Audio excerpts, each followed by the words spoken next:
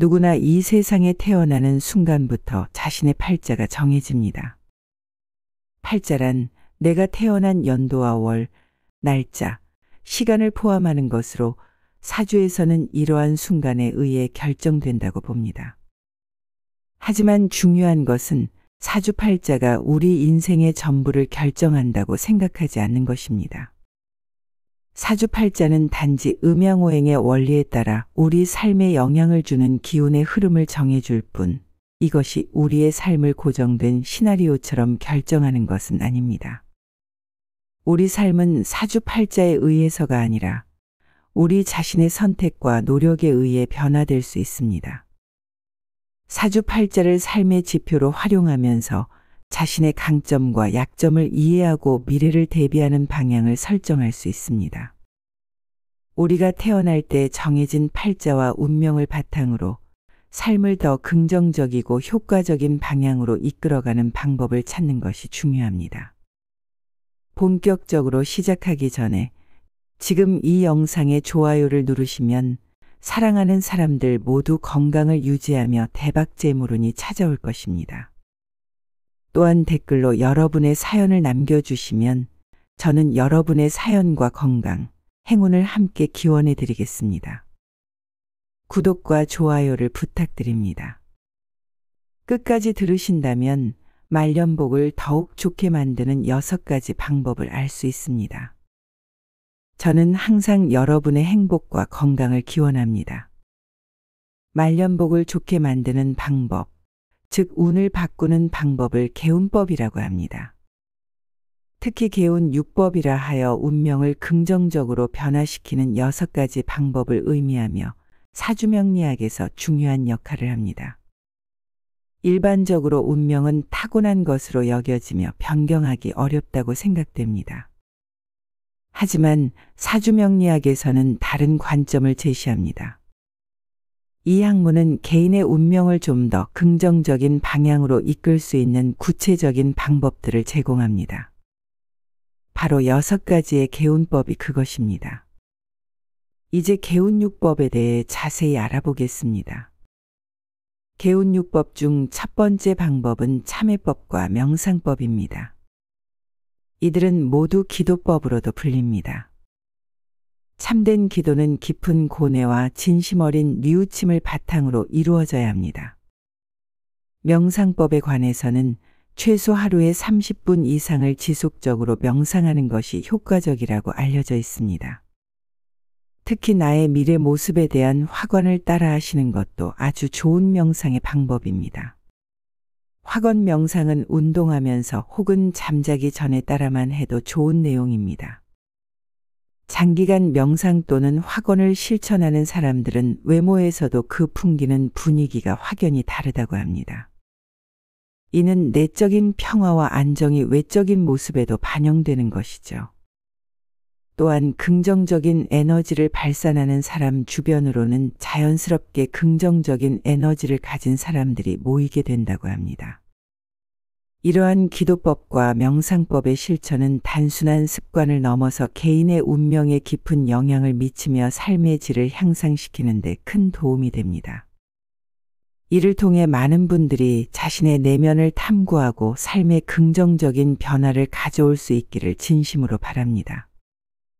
개운육법 중 두 번째 방법은 적덕법 혹은 적선법이라 불리는 방법입니다. 이는 남을 위해 선행을 베풀고 은혜를 베풀어 덕을 쌓는 것을 의미합니다. 남에게 베푸는 것이 운명을 바꾸는 데 가장 큰 영향을 미친다고 알려져 있습니다. 공자께서 주역개사전에서 말씀하셨듯 선을 쌓는 집에는 필시 경사가 있을 것이라는 말씀이 있습니다. 선을 쌓지 않으면 명성을 얻을 수 없고 악을 쌓지 않으면 몸을 해치지 않는다는 말씀도 하셨습니다. 적선의 영향력은 참으로 대단하다고 할 수 있습니다. 이는 자신의 말년뿐만 아니라 후대의 자식 운에까지도 영향을 미칩니다. 특히 명문가로 알려진 집안들은 적선을 통해 집안을 잘 보존해 온 것으로 유명합니다.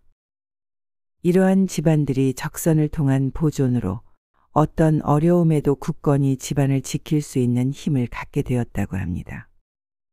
이렇게 적선법은 개인의 운명뿐만 아니라 가문과 후손에게까지 긍정적인 영향을 미치는 중요한 방법입니다. 이 방법을 통해 많은 분들이 자신과 가족의 운명을 긍정적인 방향으로 이끌 수 있기를 바랍니다. 이는 단순히 현재의 삶에만 영향을 주는 것이 아니라 자식에게도 좋은 영향을 미칠 수 있는 참으로 가치 있는 행동입니다. 개운육법 중 세 번째 방법은 풍수법입니다. 풍수가 집터를 잡는 것이나 묘지를 잡는 법이라고 생각하시는 분들이 많습니다. 하지만 요즘 세상에는 국토가 좁고 많은 사람들이 아파트에 거주하고 있어서 그대로 적용하기 어렵습니다. 그래서 더욱 중요한 것은 생활 풍수나 풍수 인테리어라 할 수 있습니다. 변화된 환경 속에서도 풍수의 원리를 일상생활에 적용해 보는 것이 중요합니다. 예를 들어 아파트 내에서의 방향이나 배치, 실내 환경을 조성하는 방법 등을 통해 긍정적인 에너지를 유지하려는 노력이 필요합니다. 현관이나 화장실을 관리하는 방법, 그리고 주방 등을 잘 관리하는 것도 중요합니다. 이런 방법들을 앞으로 하나씩 소개해 드리겠습니다. 개운육법 중 네 번째 방법은 독서법입니다. 독서는 어리석음을 면하고 지혜를 얻는 데 있어 가장 효과적인 방법 중 하나로 여겨집니다. 옛 성현들의 지혜가 담긴 책을 읽는 것이 운명을 긍정적으로 변화시키는 가장 쉬운 방법 중 하나로 알려져 있습니다. 물론 통속소설이나 만화를 읽는 것도 그저 멍하니 시간을 보내는 것보다는 낫습니다. 하지만 가능하다면 수준 높은 책을 읽는 것이 더욱 바람직합니다. 자신의 전공 분야에만 집중하지 않고 비전공 분야의 서적도 탐독하는 것이 필요합니다. 이는 지식의 폭을 넓히고 다방면으로 사고를 확장시키는 데 도움이 됩니다. 독서는 단순한 취미를 넘어서 삶의 질을 향상시키고 운명을 긍정적으로 변화시키는 강력한 수단이 될 수 있습니다. 개운육법 중 다섯 번째 방법은 인연법입니다. 인생에서 만나는 사람들, 특히 스승이나 배우자와 같은 중요한 인물들은 개인의 운명에 큰 영향을 미칩니다. 인생을 살아가면서 만나는 사람들은 각자 다양한 방식으로 우리의 삶을 변화시키며 이러한 만남은 우리의 운명에 결정적인 변화를 가져올 수 있습니다. 특히 삶의 중요한 순간에 만나는 스승이나 인생의 동반자가 되는 배우자는 개인의 삶에 지대한 영향을 미칩니다. 이러한 만남은 우리의 인생 경로를 바꿀 수 있을 뿐만 아니라 우리의 성장과 발전에도 중요한 역할을 합니다. 따라서 인연을 소중히 여기고 삶에서 만나는 사람들과의 관계를 중시하는 것이 매우 중요합니다.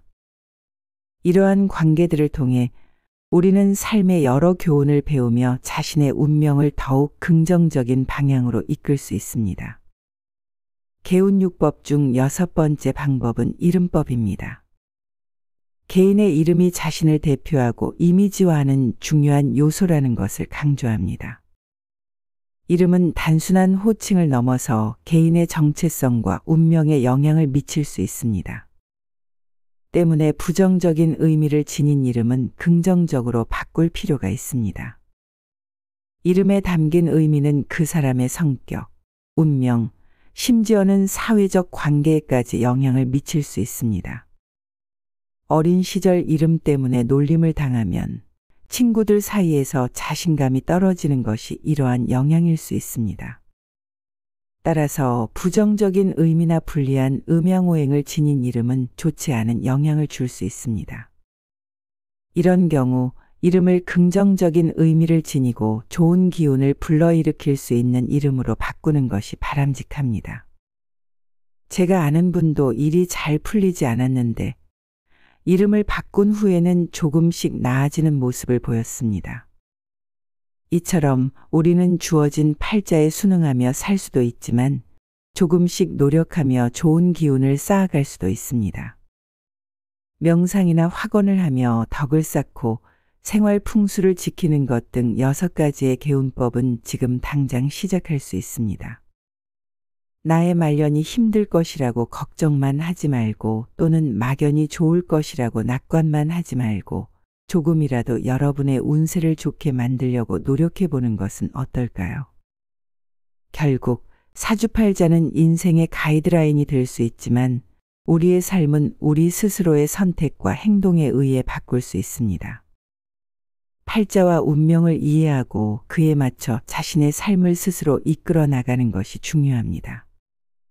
자신의 삶을 긍정적으로 변화시키려는 노력이 바로 사주팔자를 효과적으로 활용하는 방법이 될 것입니다. 마지막으로 이 영상을 보시는 분들께서는 여기서 말씀드린 내용을 통해 개운법을 배우셨으면 합니다.